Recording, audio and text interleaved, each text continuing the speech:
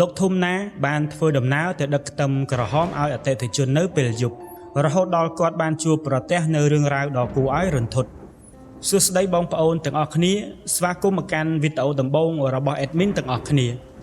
កាលពី13ឆ្នាំមុនលោកធំណាគឺជាអាជីវករលក់ខ្ទឹមក្រហមនារដូវក្តៅឆ្នាំនោះមានអតិថិជនមកពីខេត្តព្រះវិហារបានតាក់ទងមកលោកធំណាឲ្យជួយដឹកខ្ទឹមក្រហមទៅឲ្យនៅប៉ែកខាងជើងជាធម្មតាក្នុងមួយឆ្នាំគាត់ទៅទីនោះប្រហែល2 ទៅ 3 ដងដោយធ្វើដំណើរនៅពេលព្រឹកដើម្បីឲ្យមើលឃើញផ្លូវច្បាស់លាស់មិនគួរឲ្យខ្លាចនិងមិនមានគ្រោះថ្នាក់ការធ្វើដំណើរពេលព្រឹកវាពិតជាក្តៅប៉ុន្តែលោកធំណាគិតថាវាមានសុវត្ថិភាពបំផុតហើយទើបគាត់សុខចិត្តទ្រាំប៉ុន្តែលើកនេះអតិថិជនប្រាប់ថាចង់បានខ្ទឹមបន្ទាន់ដោយចង់បាននៅពេលព្រឹកព្រលឹមតែម្ដងបើអាចមកដឹកជញ្ជូនទាន់ពេលគេនឹងទិញក្នុងតម្លៃខ្ពស់លោកធំណាឃើញថាតម្លៃនោះពិតជាទាក់ទាញខ្លាំងរហូតមិនអាចបដិសេធបានទើបគាត់សម្រេចចិត្តសាកល្បងនិងយល់ព្រមជាមួយអតិថិជន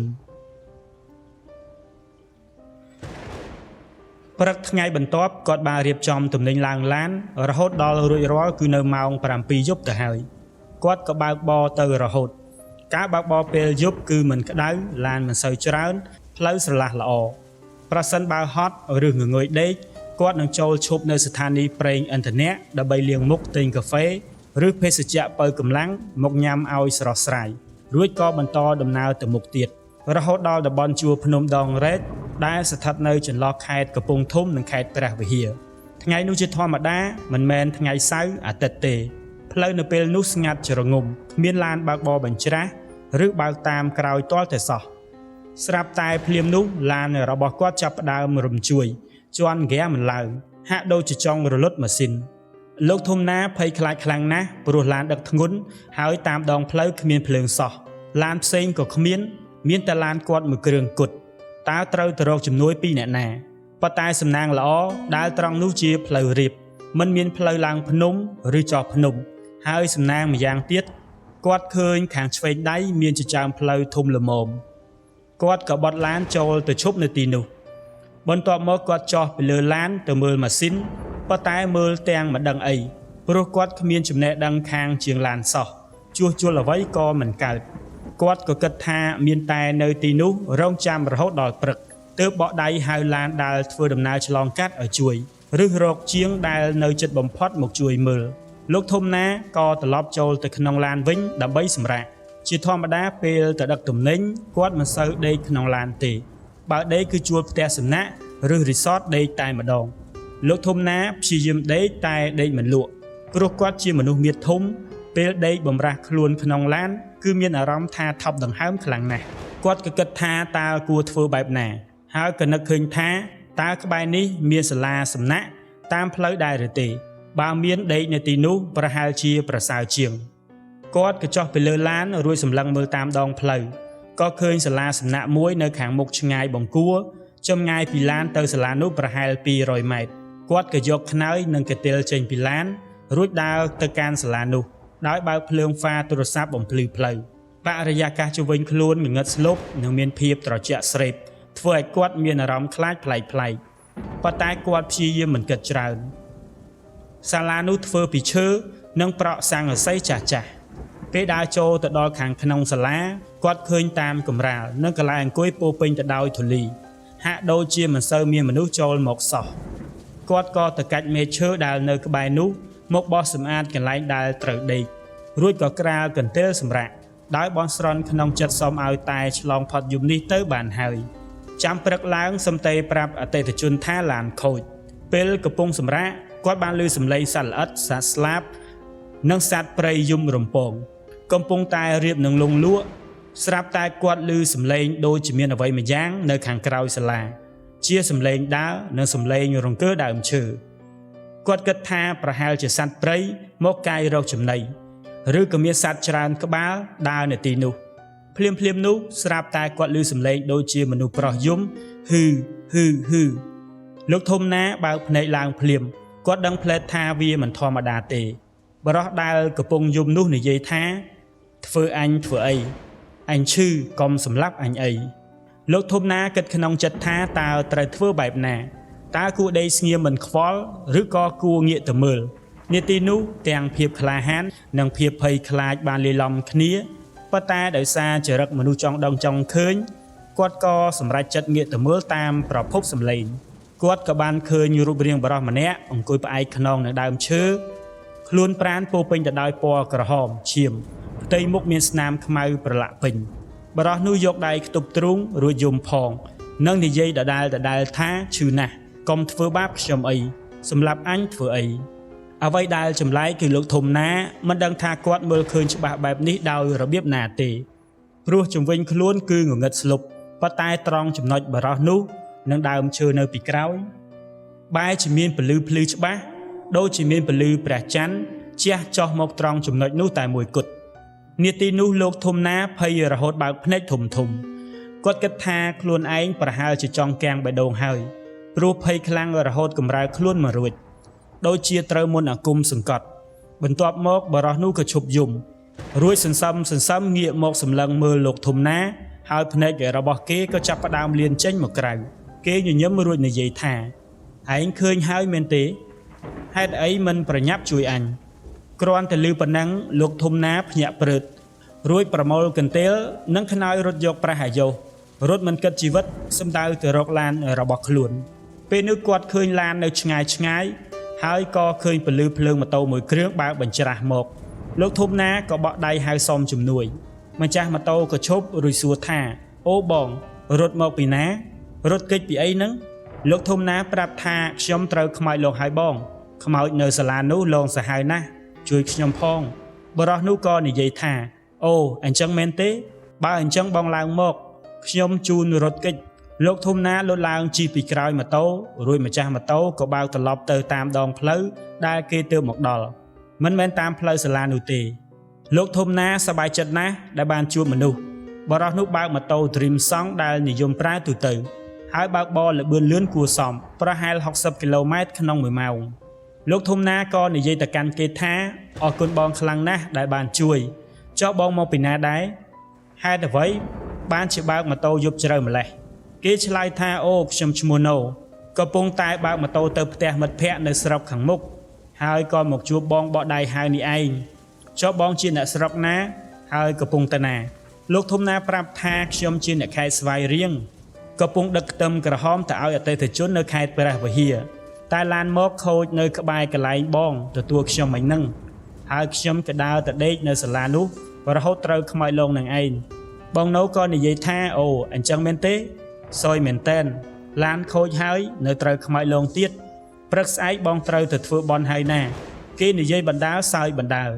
លោកធំណាសួរបន្តថាចុះបងកំពុងទៅណាបងណូប្រាប់ថាបងនឹងចាំជាងនៅពេលព្រឹកមែនទេបើអញ្ចឹងបងទៅដេកនៅខ្ទមរបស់ខ្ញុំសិនទៅខ្ញុំមានខ្ទមសម្ងាត់ដែលធ្វើទុកខ្ញុំនឹងមិត្តភ័ក្តិចូលចិត្តមកអង្គុយលេងនៅទីនេះជាប្រចាំទីនេះបរិយាកាសល្អស្ងប់ស្ងាត់ស័ក្តិសមសម្រាប់ការសម្រាកណាស់ដេកនៅទីនោះសិនទៅព្រឹកស្អែកចាំត្រឡប់មកវិញឮបែបនេះលោកធំណាចាប់ផ្ដើមមានអារម្មណ៍ខ្លាចគាត់គិតថាស្លាប់ហើយនេះយើងរត់គេចពីខ្លាទៅជួបក្រពើឬអត់បងណូនេះជាមនុស្សល្អមែនទេគេជាចៅឬអត់ហើយគេនឹងនាំយើងទៅណាគេនឹងប្លន់សម្លាប់យើងមែនទេឬគេជាពួកញៀនថ្នាំគេនឹងធ្វើបាបយើងមែនទេនាទីនោះលោកធំណាគិតខ្វាត់ខ្វែងពេញខួរក្បាលស្រាប់តែបងណូនិយាយឡើងថា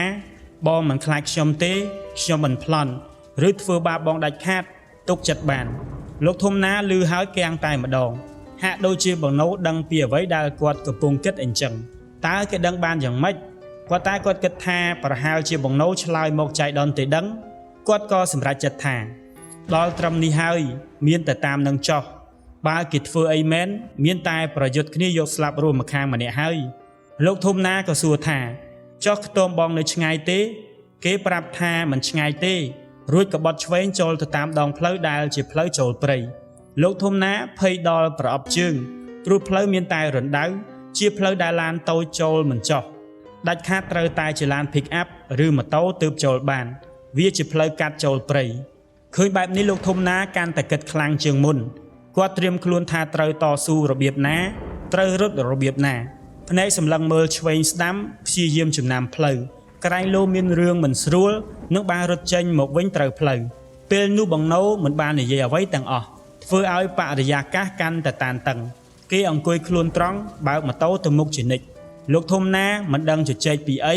ក៏សម្រេចចិត្តនិយាយចេញមកត្រង់ថាបងខ្ញុំសុំនិយាយត្រង់ណាបើមានរឿងអីកើតឡើងខ្ញុំត្រូវតែតស៊ូហើយណាបើមានអីកើតឡើងកុំថាឲ្យគ្នាអីបងណូនៅស្ងៀមមិននិយាយអ្វីលោកធំណាគិតថាបានប្រាប់ហើយមិនយូរប៉ុន្មានគាត់ក៏ឃើញខ្ទមមួយនៅខាងឆ្វេងដៃខាងមុខវាជាខ្ទមឈើប្រក់ស្បូវមានគ្រែអង្គុយខ្ពស់ពីដីបងណូចតម៉ូតូនៅមុខខ្ទមរួចប្រាប់ថាដល់ហើយចូលទៅដេកខាងក្នុងទៅលោកធំណាសម្លឹងមើលឆ្វេងស្ដាំពេលនោះគាត់ខ្លាចពិតមែនប៉ុន្តែមិនមែនខ្លាចខ្មោចទេគឺខ្លាចមនុស្សច្រើនជាងតើមានអ្នកណាលាក់ខ្លួននៅក្បែរនេះទេតើគាត់នឹងត្រូវគេធ្វើបាបទេ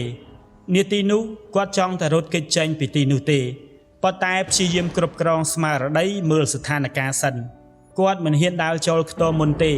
ក៏ប្រាប់បងណូថាបងចូលទៅមុនទៅចាំខ្ញុំដើរតាមក្រោយបងណូដើរចូលទៅអង្គុយលើគ្រែរួចងាកមកសម្លឹងមើលលោកធំណាព្រមទាំងបកដៃហៅថាចូលមកចោះមិនបាច់ខ្លាចទេនៅទីនេះមានសុវត្ថិភាពពិតប្រាកដណាស់ខ្ញុំធានាគ្រាន់តែឮពាក្យនេះលោកធំណាមានអារម្មណ៍ថាធូរស្រាលក្នុងចិត្តយ៉ាងចម្លែកភាពភ័យព្រួយពីមុនបាត់អស់រលីងគាត់មិនដឹងថាវាកើតឡើងដោយរបៀបណាទេប៉ុន្តែគាត់មានអារម្មណ៍ថានៅទីនេះពិតជាមានសុវត្ថិភាពមែនទើបគាត់ដើរចូលទៅអង្គុយក្នុងខ្ទមនោះងងឹតខ្លាំងបងណូក៏ដកចង្គៀងមកពីណាមិនដឹង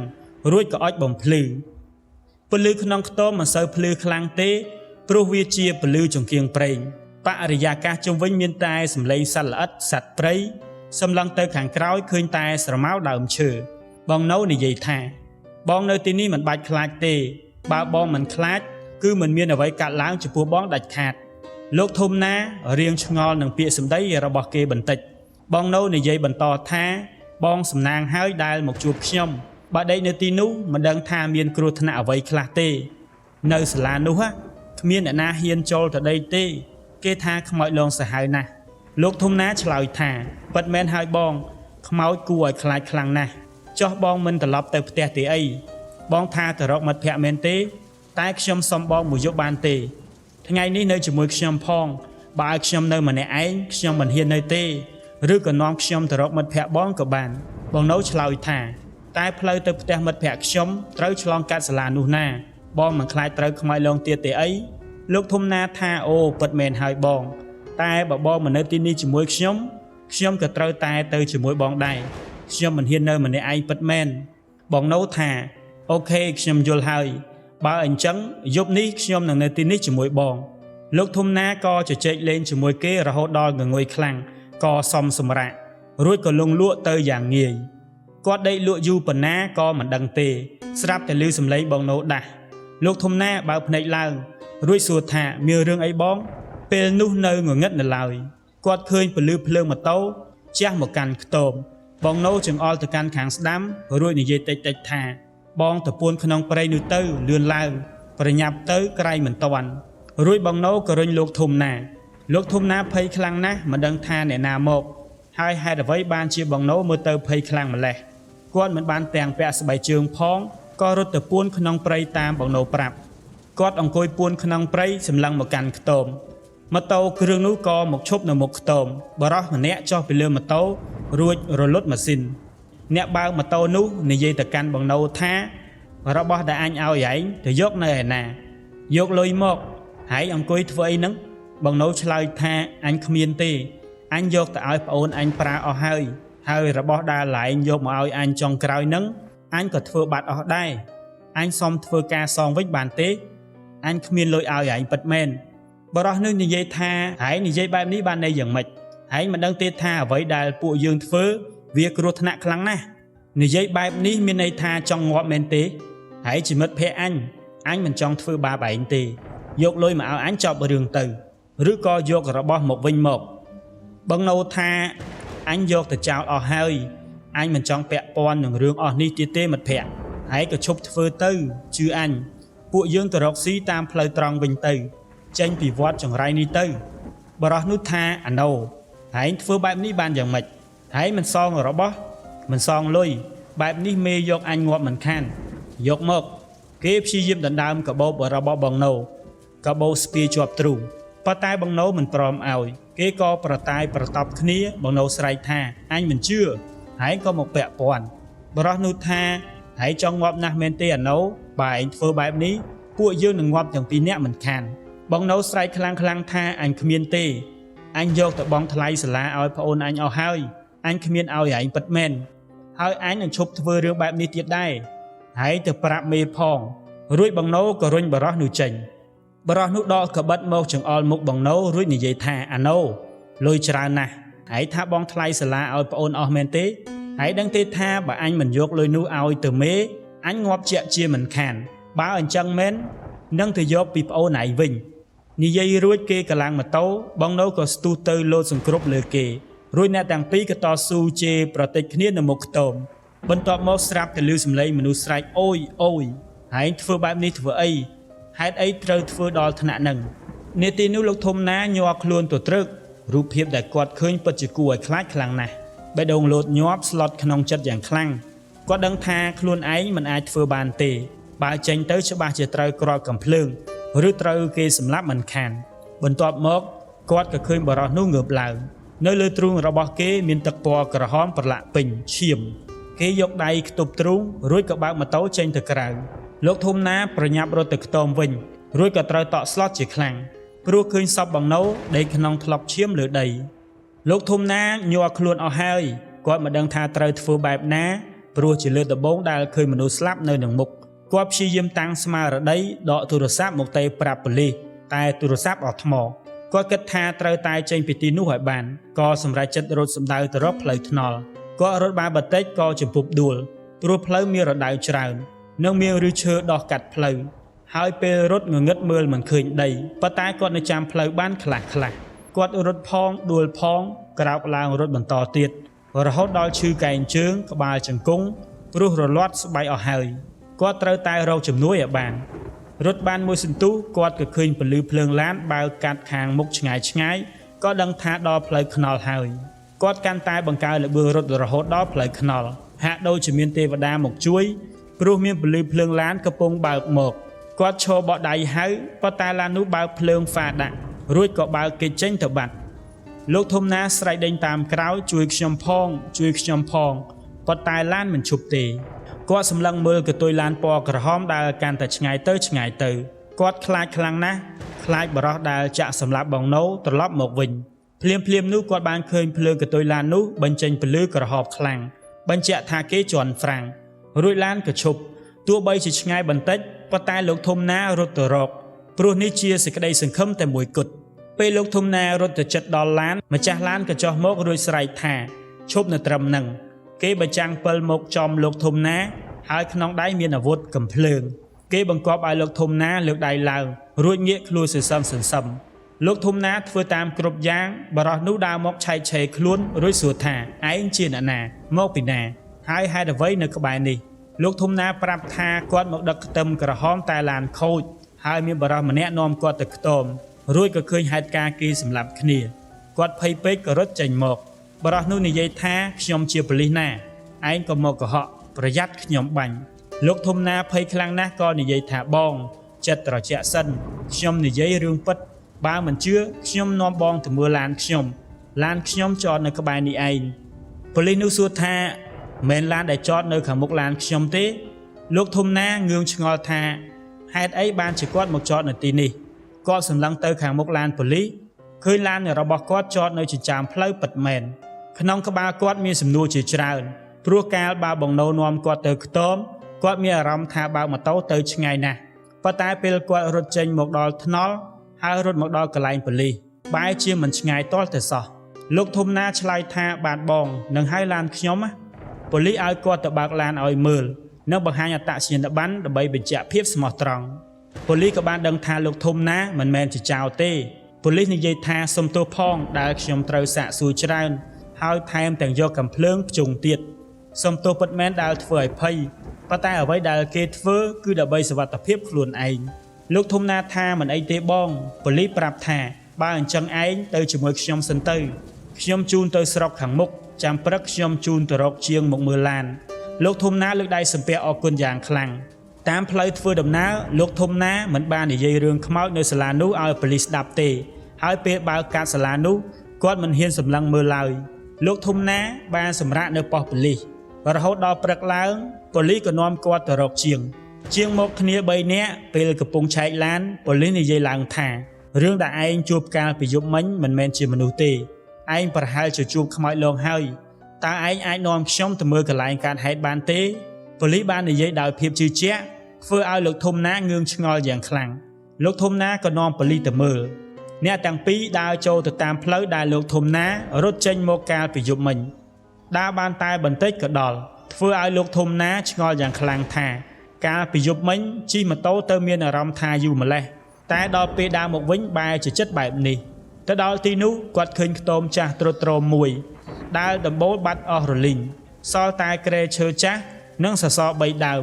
គ្មានរូបរាងជាខ្ទមដែលគាត់ឃើញកាលពីយប់មិញនោះទេហើយស្មៅដោះទ្រុឌទ្រោមពេញទីនោះលោកធំណាភាំងតែម្ដងគាត់ប្រាប់ប៉ូលីសថាខ្ញុំឃើញហេតុការណ៍ទាំងអស់នៅទីនេះណាបងប៉ូលីសឆ្លើយថាអូមែនហើយនៅទីនេះធ្លាប់មានរឿងឃាតកម្មកើតឡើងបរិសុទ្ធ2នាក់ពាក់ព័ន្ធនឹងគ្រឿងញៀនហើយមានចំនួនផលប្រយោជន៍ក៏សម្លាប់គ្នាទៅវិញទៅមកម្នាក់ត្រូវគេចាក់ស្លាប់នៅទីនេះចំណែកឯម្នាក់ទៀតស្លាប់នៅសាលាសំណាក់ក្បែរនេះឯងព្រោះគេត្រូវគេចាក់ដូចគ្នាពួកគេប្រហែលជាដណ្ដើមកាំភ្លើងឬកាំបិតគ្នា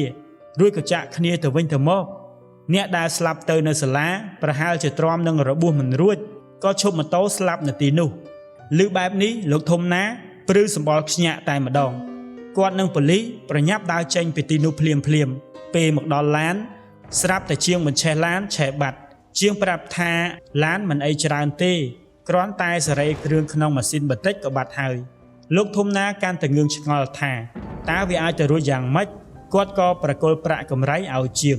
និងអរគុណដល់ប៉ូលីសរួចបន្តដំណើរដឹកខ្ទឹមទៅឲ្យអតិថិជន